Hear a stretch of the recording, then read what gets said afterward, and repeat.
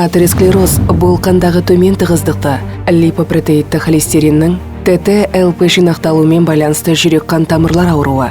ТТ-ЛП-ның артуы атеросклеротикалық түйіндақтың дамуына, оның жарылуына және өмірлік маңызды қан тамырларының бітелуіне әкеледі. Инфаркт пен инсульт әлемдегі өлімнің ең жиі кездесетін себептері.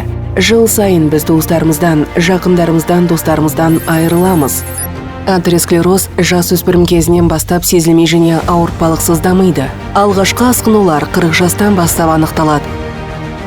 Алғашқы белгілері инфаркт, инсульт, жартылай немесе толық мүгедектік, мезгілсіз өлім болулары мүмкін. COVID-19 пандемия кезінде атеросклероздың асқынуы қаупі айтарлықтай өсті. Атеросклеротикалық аурулардың көбісін алдын алуға болады. Әр қайсымыз қандағы холестерин мен ТТ-ЛП деңгейін тексеруіміз қажет. Уақытында дәрігермен кеңесу арқылы ауыр асқынулардың алдын алуға және өміріңізді ұзартуға үлес қосыңыз.